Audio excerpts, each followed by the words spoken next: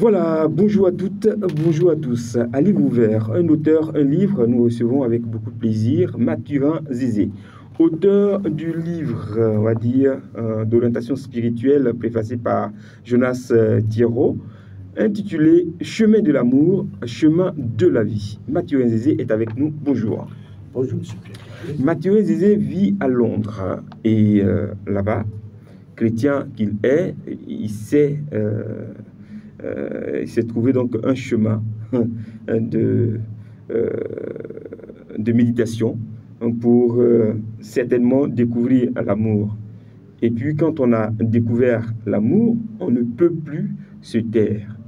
C'est biblique et c'est ce qui fait, ou c'est ce qui traduit par la proposition de ce livre intitulé Chemin de l'amour, chemin de la vie. Mais en fait, quand vous parlez du chemin de l'amour, est-ce que vous pouvez nous le décrire? Le chemin de l'amour. Le chemin qui, je suppose, qui conduit à l'amour, le chemin qui fait l'amour, qui voit l'amour, qui donne l'amour. Alors, est-ce que vous pouvez décrire un chemin? Non. Le chemin, il s'emprunte. Oui, on peut décrire un chemin. On peut dire qu'il est arboré d'arbres, il est nu, il est arpenté de rochers, voilà, il est caillouteux, il est bitumé, il n'est pas bitumé, il passe des rigoles. Vous décrivez l'aspect extérieur du chemin. Oui. Or, le chemin de l'amour, c'est un chemin intérieur. Donc, on ne peut pas le décrire, il faut l'emprunter, il faut l'arpenter. Et lorsque, c'est pour ça, en matière de spiritualité, c'est pour ça que n'est pas forcément guide spirituel ou maître spirituel qui veut. Si vous n'avez pas emprunté le chemin, comment vous pourrez le décrire? Comment vous pourrez entraîner d'autres à emprunter le chemin? Le chemin spirituel, ce n'est pas la géographie. En géographie, vous pouvez être un professeur de géographie, vous n'avez jamais connu l'Angleterre, vous n'avez jamais connu, disons, Londres. Vous pouvez parler de Londres, la géographie de Londres, parce que vous avez appris ça dans le livre. Vous avez de la documentation. Vous avez de la documentation. D'accord. Vous n'êtes pas impliqué, votre être n'est pas impliqué dans cela. Alors qu'en matière de spiritualité, votre être doit être impliqué dans ce que vous dites. Ça doit traduire quelque chose qui ne vient pas de l'extérieur. Ça doit traduire quelque chose qui vient de l'intérieur. Et puisque vous avez emprunté ce chemin d'amour, vous savez un peu les aspérités, les sinuosités, les contours, pour aider le débutant ou celui qui vient vers vous à emprunter ce chemin. Voilà, donc je ne peux pas vous décrire le chemin. Et d'ailleurs, chacun a une idée du parcours spirituel qu'il a vécu. Donc si vous venez à moi et que vous me parlez de chemin spirituel, je peux vous parler en fonction de votre expérience. Et à un autre, je lui parlerai en fonction de son expérience, en fonction de ce qu'il a déjà traversé et vécu. Il n'y a pas une description unique pour chaque personne. Alors justement, à ce propos, est-ce que le livre Chemin de l'amour et Chemin de la vie touche à toutes les sensibilités? Parce qu'en fait, force est de constater que dans une communauté, dans n'importe quelle communauté religieuse, on a des prosélytes, on a ceux qui viennent maintenant de découvrir la foi, il y a ceux qui la pratiquaient, il y a ceux qui sont allés un peu plus loin dans leur pratique et qui sont allés embrasser des sciences ésotériques, qui veulent bien revenir, et puis il y a ceux qui ne croient en rien. Est-ce que le chemin que vous proposez touche tout le monde? Il parle à tout le monde. Chacun peut y trouver son compte. Lorsque le Seigneur Jésus-Christ nous dit « Aime ton prochain », à qui s'adresse-t-il? À toute l'humanité. Et chacun, en fonction de la profondeur de son expérience, comprendra de plus en plus les paroles du Seigneur. Donc, ce livre s'adresse à tout le monde, chacun selon son champ de conscience ou son ouverture de conscience, peut comprendre profondément ce que les lignes de ce livre décrivent. en matière d'amour et en matière de spiritualité en général. C'est ce que Dans l'un des chapitres, vous faites allusion à la prière du Seigneur. Comment la décririez-vous? Elle a fait quoi, la prière du Seigneur? Elle vient faire quoi dans votre chant? Alors, la prière du Seigneur, nous la connaissons tous. Hein? Notre Père qui est aux cieux, que ton nom... Ah, c'est ça la prière du Seigneur? D'accord. La prière du Seigneur, c'est celle qu'il nous a laissée. C'est ce qu'il a proposé à ses disciples avant de partir. Notre Père qui est aux cieux. Alors, vous savez, je disais que la spiritualité, c'est un vécu intérieur. Alors, lorsque nous disons notre Père qui est aux cieux, que ton nom soit sanctifié, comment vous et moi pourrons sanctifier un nom qui est déjà saint? C'est la première question. Son nom est déjà sanctifié. Il est saint. Quel que soit ce que vous direz de Dieu, son nom est déjà saint. Pourquoi le Seigneur nous demande, il insiste pour dire que son nom soit sanctifié? Et puis la prière continue son chemin. Que ton nom soit sanctifié, que ton règne vienne, que ta volonté soit faite sur la terre comme au ciel. Donne-nous aujourd'hui notre pain de ce jour, pardonne-nous nos offenses, comme nous pardonnons à ceux qui nous ont offensés, ne nous soumets pas. Ah, on a changé là, ne nous laisse pas entrer en tentation. Alors, c'est une prière qui m'a beaucoup tracassé. La première question, que ton nom soit sanctifié.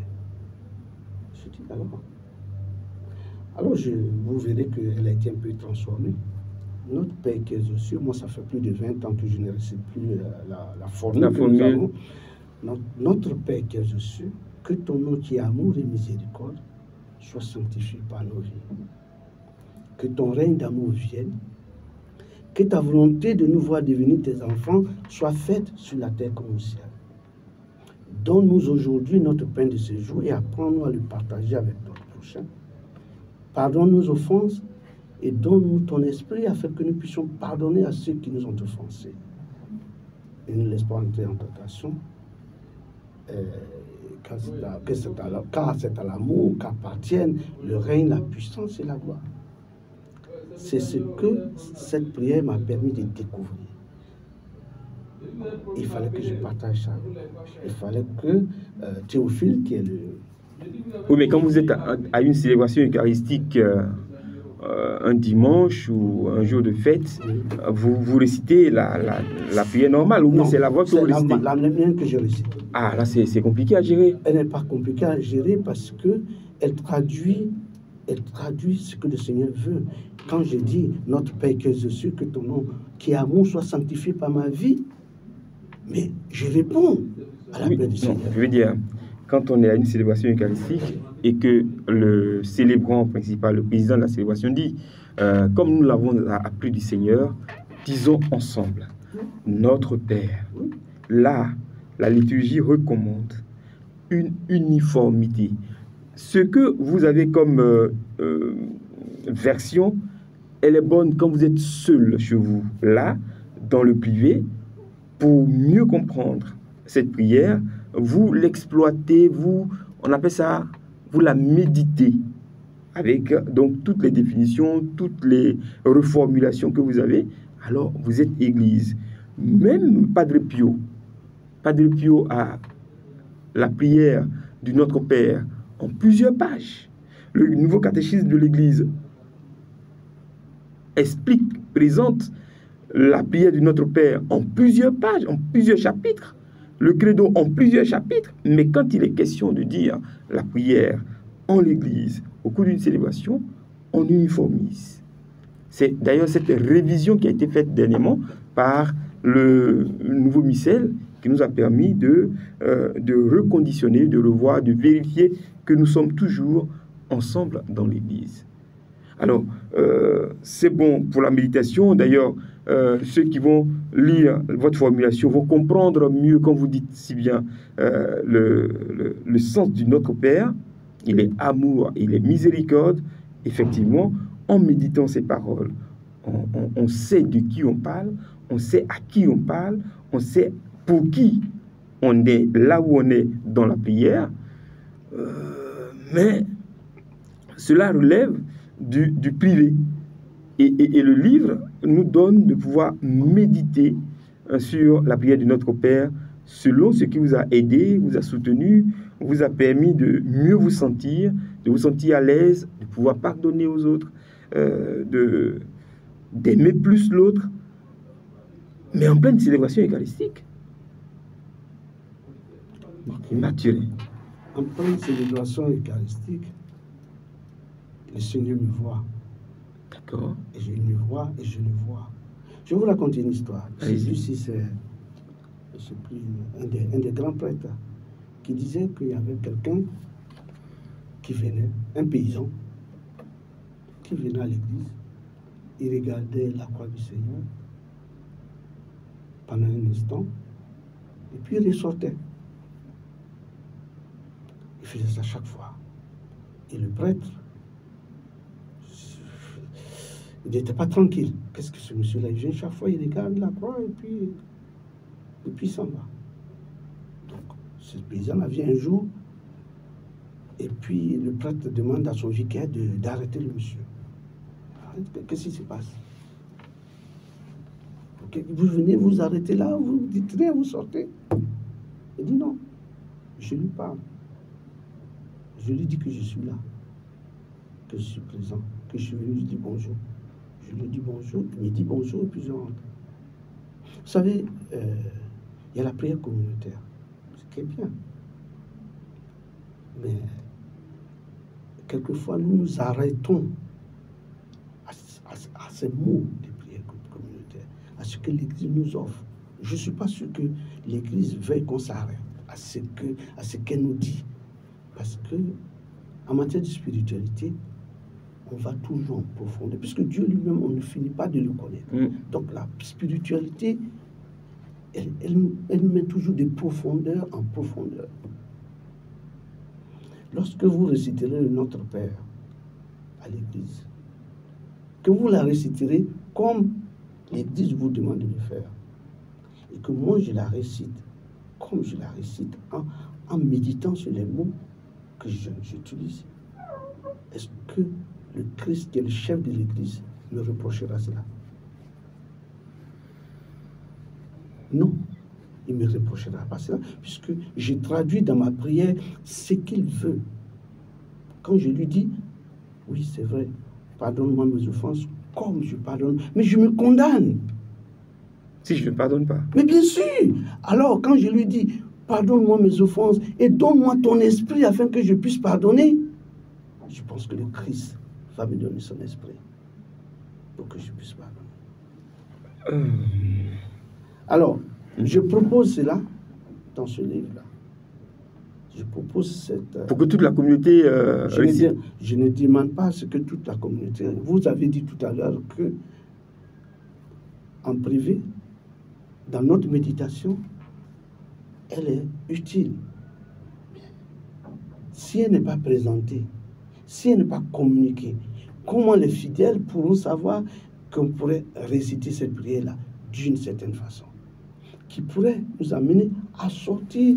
Et vous la récitez à haute voix? Non, je ne la récite pas à haute voix. Pourquoi vous voudrez bien que je perturbe les autres à la messe? Donc on se comprend. Ah d'accord. On se comprend. C'est bon. Je quitte ce chapitre et on avance. Non, à partir de ce moment-là, on se comprend. Parce qu'en fait, s'il y a 2 ou 3 personnes qui lisent votre livre et qui arrivent qui comprennent et qui arrivent à réciter le Notre Père selon votre vision, selon votre inspiration, ce que vous avez reçu d'ailleurs, qui est une prière singulière, il va y avoir cacophonie. Mais si, parce que nous aussi on comprend ça, et le jour que je n'ai pas pardonné à quelqu'un l'offense à moi à pardonner, cette partie, je ne la dis pas, comme vous le dites si bien, parce que je me condamnerai moi-même. Il y a aussi un chant, que ma langue s'attache à mon palais si je perds ton souvenir. Et si je sais qu'à un moment donné, j'ai douté de lui, mais ce chant, si on l'exécute, je ne le chante pas. Vous comprenez? Donc, ce que j'ai voulu savoir, c'était, parce que vous proposez un livre, il y a des chrétiens de différents niveaux de spiritualité. À certains, vous allez dire, voici comment on devrait réciter le Notre Père et dans quel cadre on devrait comprendre la récitation du Notre Père. Tout de suite, ils vont à haute voix et ça va faire une cacophonie, ça va perturber. Mais j'ai apprécié tout à l'heure quand vous avez parlé de méditation. C'est vous qui avez employé l'expression méditation. La méditation signifie que c'est quelque chose d'intérieur. Si vous récitez cette prière comme une méditation, elle doit prendre effet en vous. Je valide. Voilà. Je valide. Ah, je crois qu'il y a beaucoup de choses à découvrir dans ce livre qui nous parle de l'amour de Dieu, de la foi, de l'or et de l'argent. Qu'est-ce que vous savez sur l'or et l'argent? Qu'est-ce que vous avez vécu sur l'or et l'argent? Oh, vous savez, en tant que chrétien, nous avons entendu plusieurs fois l'or et l'argent appartiennent à Dieu. Donc, moi, en tant que chrétien, je ne devrais pas être pauvre. Ah oui, puisque mon père est riche. Pourvoyeur de tout bien. Voilà. Et pourtant, il y a des chrétiens qui sont pauvres. Et le Seigneur lui-même, il dit, quelque part, je crois, il a dit, heureux les pauvres. Et il a dit que chercher ce que les mythes ne pourront pas ronger. Voilà, hein, ce qui est au ciel d'abord. Mais de nos jours, nous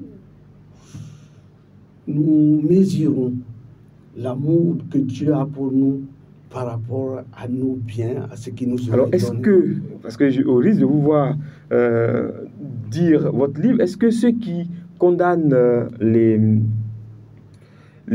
prophètes de l'évangile de la prospérité, ceux qui condamnent les prophètes de l'évangile de la prospérité pourront trouver un allié à partir de votre livre? Tout à fait. Est-ce que ceux qui sont adeptes de l'évangile de la prospérité seront heureux d'être instruits par vous? Je pense que oui, parce que celui qui proclame l'évangile de la prospérité pêche. Nous savons tous, vous et moi, que le mot péché veut dire manquer la cible. Manquer la cible. Donc, si vous prêchez l'évangile de la prospérité, ça veut dire que vous manquez la cible, vous manquez le royaume des cieux en prêchant cela. Et si vous cherchez vraiment Dieu, vous comprendrez à travers ce livre-là que vous êtes écarté du chemin et que vous devez revenir sur le bon chemin. Voilà. Mathurin Zézé, auteur du livre Chemin de l'amour, chemin de la vie. Sous forme d'entretien, donc une sorte de catéchèse qui vient revisiter ce que nous savons de la foi, de notre pratique chrétienne, et puis qui nous propose de nous lever et de marcher. Lève-toi et marche. Eh oui. Écoutez, lorsque nous avons un enfant, c'est vrai, on le prend dans les bras, après on le fait asseoir. Arrivé à un certain moment, à un certain âge, s'il ne marche pas, nous sommes inquiets. Et nous demandons à un certain moment de se lever, marcher. C'est vrai que nous allons tenir les bras, les mains, tout et tout, mais nous souhaiterions qu'il se lève et qu'il marche. Qui se prennent en charge, qu'ils ne soient plus des bébés spirituels en quête de oui, il est où le prophète ou le pasteur ou le berger tant qui viennent à mon secours parce que ça ne va pas. En cas de prière, on n'est pas libre de soi-même, on ne comprend toujours pas et on a toujours besoin d'être guidé par la main. Je ne réponds plus à votre question. Vous avez tout dit, monsieur, j'ai équilibré. C'est formidable, ça. C'est là qu'on va s'arrêter, frères et sœurs, pour aujourd'hui, dans l'espoir de le retrouver dans une autre capsule pour toujours parler de ce livre, Chemin de l'amour, chemin de la vie, de Mathurin Zézé, disponible sur Amazon, disponible sur les différentes plateformes de distribution de livres et surtout dans les librairies qui sont gérées par la maison d'édition Masaya. Merci à vous, que Dieu vous bénisse. Au revoir. Amen. Au revoir.